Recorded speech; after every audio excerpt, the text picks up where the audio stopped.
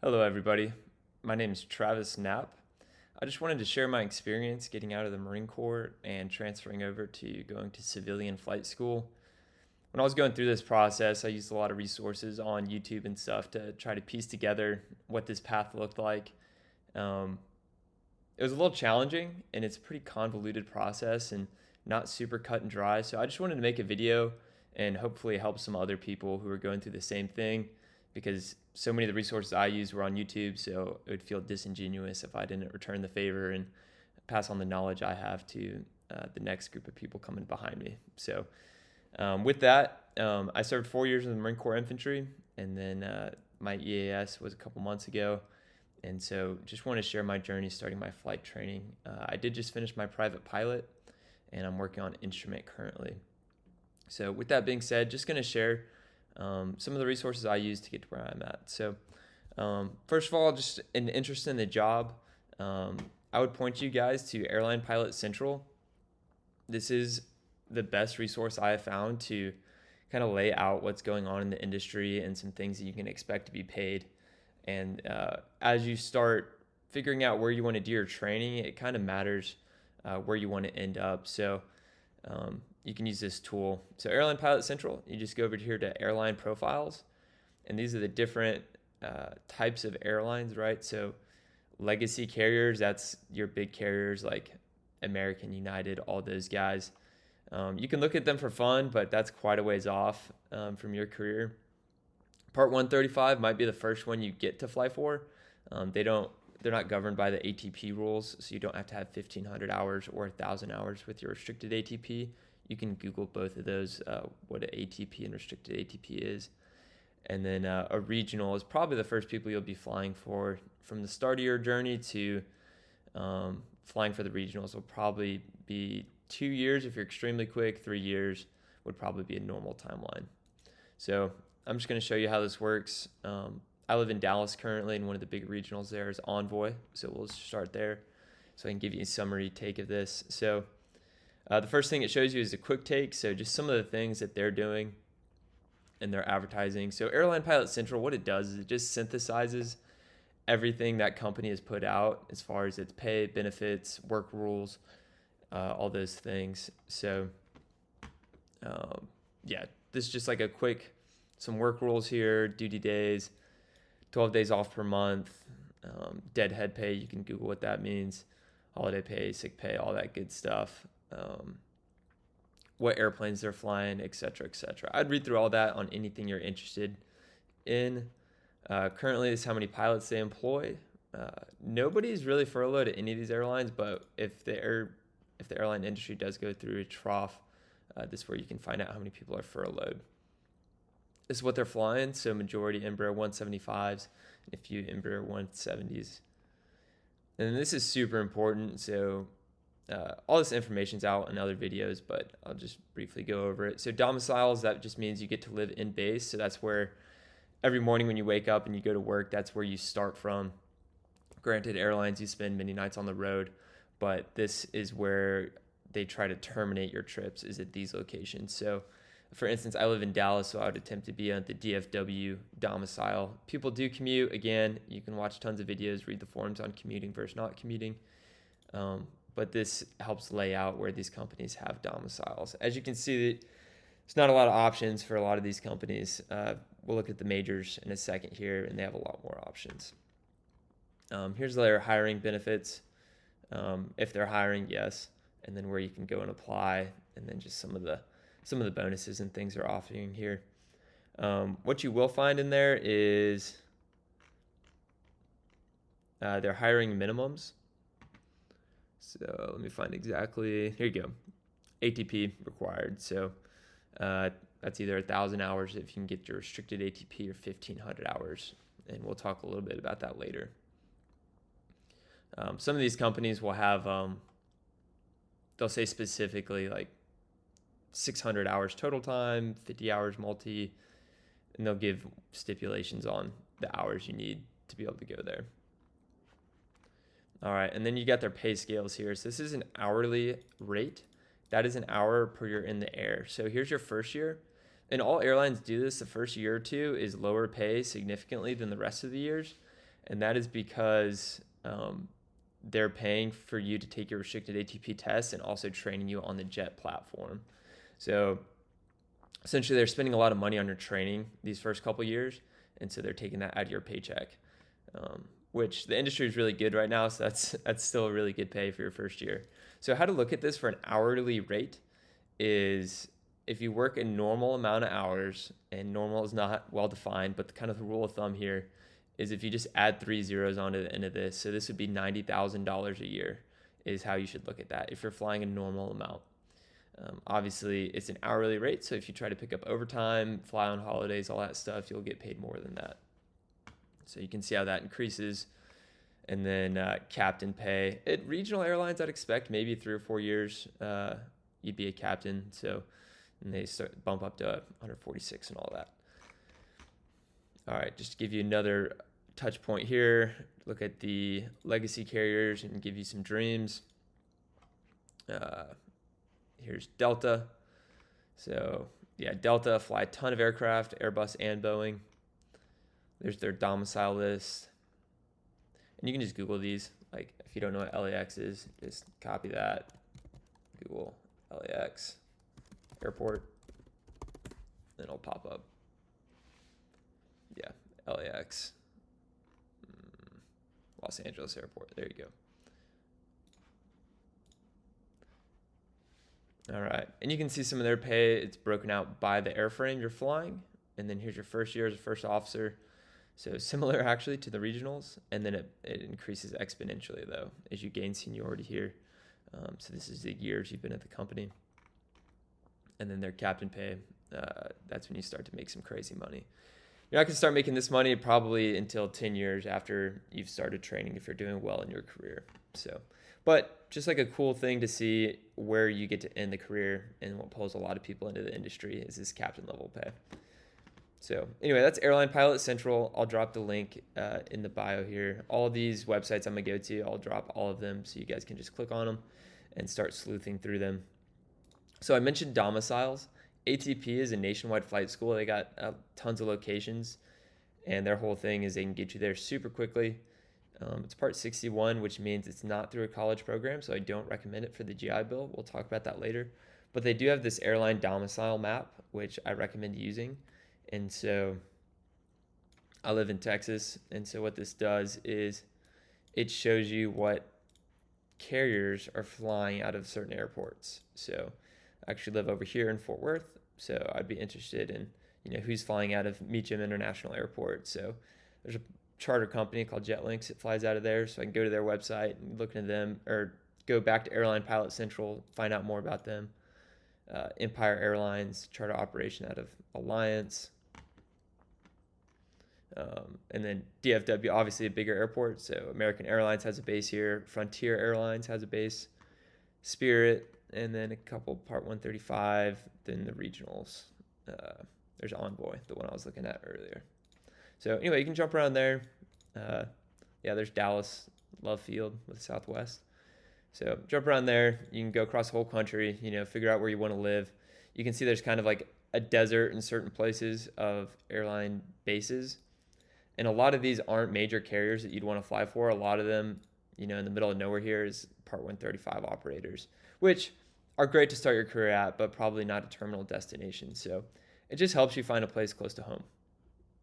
Anyway, getting into some of the military specific things here. So flight training has a high barrier to entry. So this is one of the biggest things that makes this worth it, being a veteran, going to flight training, is that it costs about $100,000, depending on where you go, to complete your flight training, from private all the way through commercial and CFI.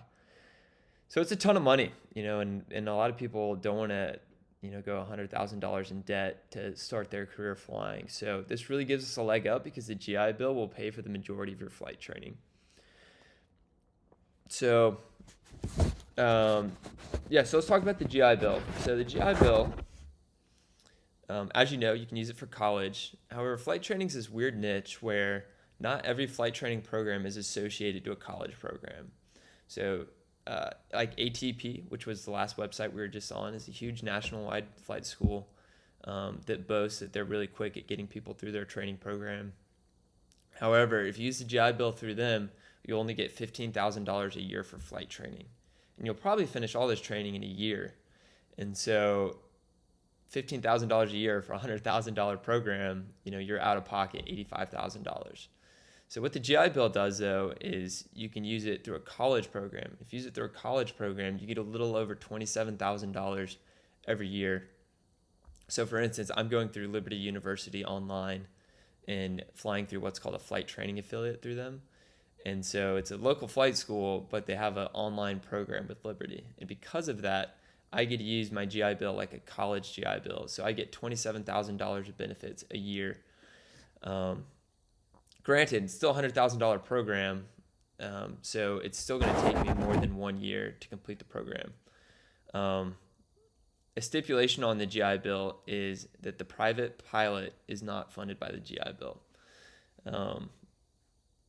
Hopefully in future years they will figure out that it's required for every college program to have your private pilot before your first paid license, which is the instrument rating.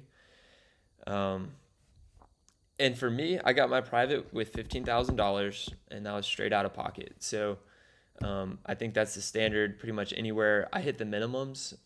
I finished with like 44 hours is what I'm currently at. And that's a pretty low hour time to get your private pilot. So I wouldn't expect it to be too much less than $15,000. And how flight training works is you kind of go at your own pace. So if you're really not catching on, you're not studying, you're not learning quickly, it's going to cost you more money because you have to fly more. And time in an airplane is extremely expensive. Just to frame your thought, a conservative estimate would be $100 for a flight instructor per hour and $100 an airplane per hour. It might be a little bit more, it might be a little bit less than that, but as you start thinking about how long this is going to take you, it's a good place for you to start. All right. And then also with the college program, if you finish the degree program, so the college courses are going to count for school, but it's only going to be about 45 hours, and in college programs, anywhere from 90 to 120 hours. So if you do want to finish and get your degree, which is a great idea, one of the reasons is the airline industry is currently in its ups and downs, and if you do get your degree and then the airlines have a slump and you can't find a job, then you do have a degree. You can go find another job while you wait to get your flying career back on track. Another benefit for the restricted ATP is, so that's given to people who graduate with a bachelor's in aviation from a certain university. So, and I would look more into this. Liberty has a great page. I'll put the link in here. I would just click through all these things. It's their policies and some videos on how it works. But you can either get 1,000 hours is when you can go to the airlines, or 1,250 hours if you get an associate's degree, as opposed to 1,500 hours. So it really cuts down on the time that you're having to fly smaller aircraft, either flight training or flying aerial surveys or some of those low time jobs.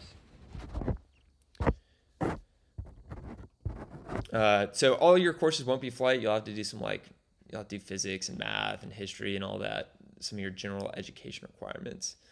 With that being said, is your joint service transcript will transfer over and take care of a few of those general education classes for you. So just make sure you remember that you have that available to you. All right, and then we've all heard about SkillBridge. If you haven't heard about SkillBridge, welcome to the party. So SkillBridge is essentially just a gift from the federal government to you. What it is you can get up to 6 months. It's essentially an early discharge, but you continue to be paid for the length that you're on the SkillBridge program. And so this is really a way for the federal government to thank you for your service and to let you step into civilian life while still having health benefits and still getting paid. So this is extremely helpful because you can use this for flight training, especially for the private pilot. Like I said, it's $15,000 minimum for you to get your private pilot license. And so you can be on SkillBridge while you're getting your private pilot.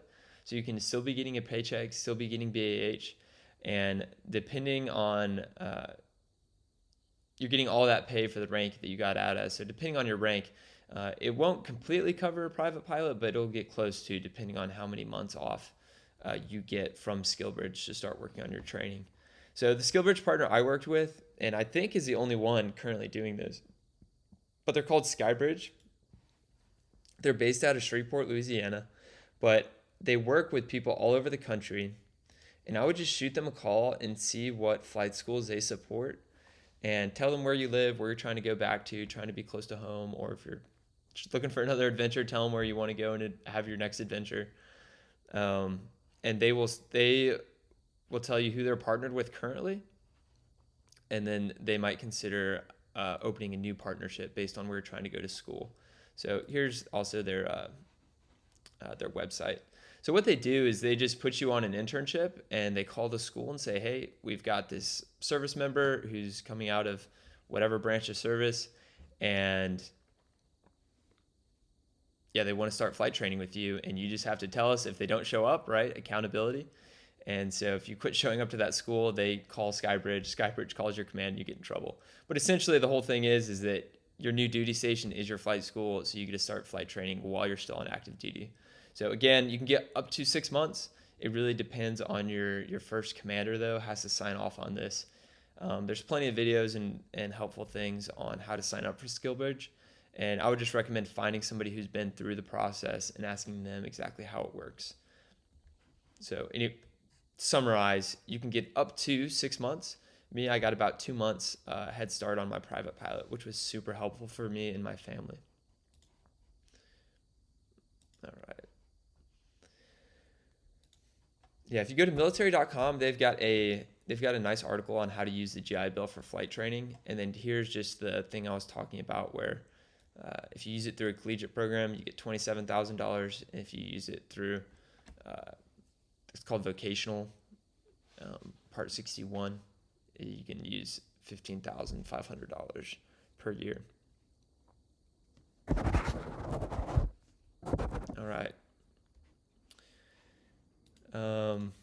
Talk a little bit about my school that I ended up at. I ended up at U.S. Aviation Academy. So I recommend them. They are a very large school, and they have a very well-trodden path of working with veterans. So it's about a third of the people who go there. They have an international population, but about a third or half of the domestic population, so Americans who are going to the school, are veterans who are using their GI Bill. So it's super helpful to have all these people around you who, one, are similar people who just got out of the military and are all in a similar stage of life. And then two, they can help you through like, hey, like, how did you do this or how did you do that? How did you use your benefits? Who did you call? And they have people who work for the school who specifically deal with the GI Bill and through their university partners. So I would highly recommend, if not U.S. Aviation, somebody similar to U.S. Aviation who's a large school and has a well-trodden path, because a lot of this stuff is complicated. And if you go to a smaller school that does have a university program, it might not be as fluid because, they're like, oh yeah, somebody did this 2 years ago. So they got a ton of helpful links in here. They specifically have a veteran students. So I would go and look at this and see what they have to say. Also, if you go to any flight school, just find their website, see if you can find a veteran page on there. And if you can find a university page, I'll just call the university they're associated with and see what their deal is with the working with veterans at that specific school. All right. And then one more thing I will say about the larger schools is that, let's see. So they have airline partners. So if you go to a little mom and pop shop where a retired airline captain is teaching you how to fly, which is super cool, and a lot of people really love to learn that way with just a dude who owns his own airplane, his CFI. What you get here, though, at a bigger school is they've got all these partners with airlines. So, for instance, Envoy, which I was talking about earlier, talks about their cadet program. So they have these cadet programs that if you stay with the school and if you're in flight instructor for the school after you finish your training, when you're still instructing and not even at the airlines yet, they'll give you a $15,000 bonus, and then they will start giving you health insurance. You start being able to fly for free on that airline. So Envoy is a subsidiary of American, so you get to fly on American anywhere in the country for free, which is super cool. Same thing for your spouse. So And then they show you, right, like these are some people who are actually at the school. Like I see these people on a day-to-day basis. They're real people, and you can go and ask them, be like, hey, tell me about why you're working with Envoy and like what you're looking for there. So, and there's, right, uh, there's ones for United. Again, here's a bunch of the United people. And these are real people that I see every day. So I go and ask them, hey, why did you make this decision? Why did you do that? And that's just a huge benefit, is getting to be with a bunch of people who are 1 or 2 steps ahead of you. All right. And then one more big benefit of this school as well is they have what's called self-examining authority. So normally when you get a license, you have to go to what's called a DPE. And so you have to find a DPE, right? There's just these people who are qualified to administer flight tests to pilots, and you got to find your own. And it's a little complicated, and it's also, the wait list right now is like over a month, so a month and a half. So you finish your training, you're like, okay, I'm ready to go test out and get my license. And granted, there's like 8 licenses before you're going to be done with this thing that you're going to get in a year. And if it's a month wait for each of them, it's 8 months onto your wait time. So it's really cool. This school, I wait like 3 or 4 days after I finish my training to take my final test, and then I get my license and then get to move on to the next thing. So it's super helpful.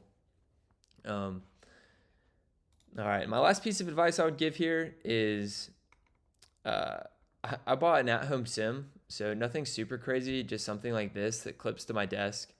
And then also a throttle body, which you can see here, and rudder pedals as well.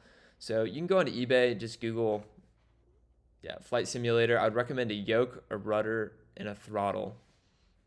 And these things are super imperfect. You can buy expensive ones. Like here's a Redbird, which is a big company, for $1,500. But I mean, you can piecemeal this thing together, right? This guy's selling a whole, this is the Satec, which is a cheaper brand, but it's like $75. So I think it's worth it to at least get something like this. The 2 simulators are Microsoft Flight Simulator and then X-Plane. I don't think there's a huge difference in them. I would get one or the other. They're about $40 for the actual like video game. It just installs onto your computer. And my whole thing is I spent about $1,000, $1,500 somewhere in between there on my controls and a new TV screen to play it on. And each flight lesson I take is about $500. And so my logic was that if it saves me from doing 2 more flights and getting closer to completing my flight training towards the minimums, then I have already recouped that $1,000 I spent on the equipment. And then I've got the equipment for the rest of my ratings. So I really think that even in private pilot, it's paid for itself. And I still got instrument, commercial, and CFI waiting for me, so that I will use it on as well. And then you have options too. The one I got was the Honeycomb. The throttle quadrant is, so you can train multi-aircraft on it too. So when you're just flying the Cessna, you obviously just use the one throttle and the one mixture. But here, once I start flying multi-engine, these come off, so you can adapt it to whatever aircraft you're flying. So even when I'm going and doing jet transition training for the airlines, I've got a little bit of a leg up, because I can go and fly the Embraer 175 in my basement before I actually go to the jet training center. So that is everything I had to share with you guys. I'm super thankful for all these programs that were set up, SkillBridge especially. I cannot say how thankful I am that I was able to get out of the Marine Corps a couple months early while still getting my paycheck. And then the GI Bill is such an amazing benefit and is going to pay for the entire flight training. I did just want to clarify one point before I let you guys go. I said it was $27,000 per year. That's academic year. So that's August. So currently I'm in June. So if I use $27,000 before August, then I deplete my funds based on when you started. And then I've got all of the next year to use. So I've got all the next year to use another $27,000. And then the next August comes, I get to use another $27,000. And so it's $27,000 per year. But if you think about it, if you start if you start, 6 months before August, say in February, you can use $27,000 before August, and then the next 6 months after the break, then you could use another $27,000. So in a 12-month period, don't do math in public, but you could use $54,000 in a 12-month period, even though it's only $27,000 a year, just because you split the academic year, if that makes sense. If you guys have any questions, I'd love to answer any questions if you guys just leave them in the comments. And then for those of you who actually know me, please just shoot me a call, and I'd love to talk to you.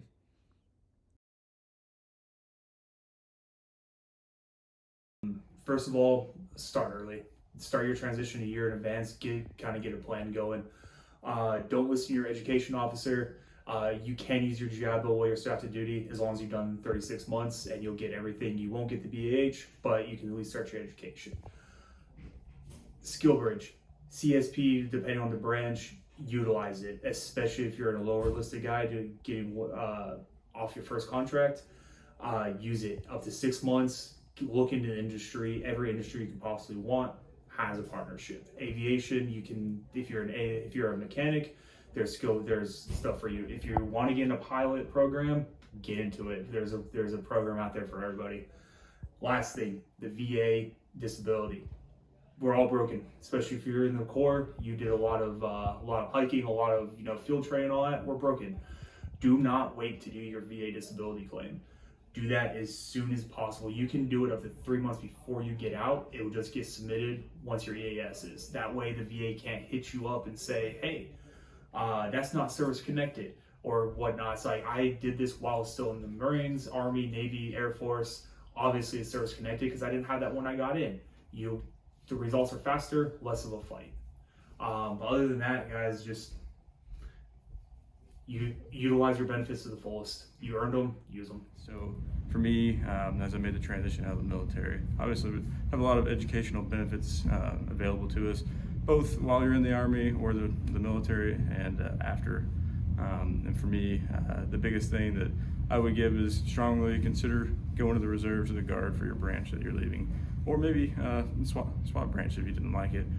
For me, in addition to continue to be around like-minded people, not just completely quit the military cold turkey. That was a warm thought for me, in addition to unlocking additional incentives that you have in the service, like the credentialing assistance or tuition assistance. You still have that capability while you're in the reserves, the Guard.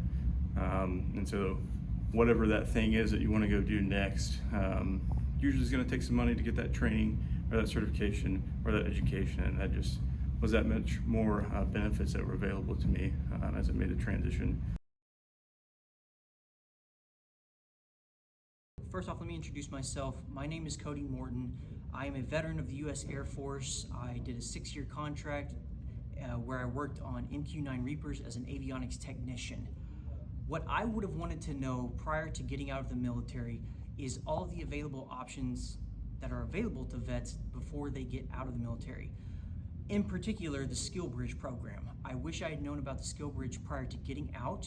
It would have kind of saved me a little bit of hassle when I was joining up with aviation, and it would have allowed me to get out 6 months sooner from my actual contract date. That way, I could have got my private pilot license and then used my GI Bill for the rest of my training. Something else to note about getting out or getting things done prior to getting out is getting that private pilot license done earlier. So the earlier you get that private pilot license done, the easier it is to utilize the GI Bill for your instrument training and beyond.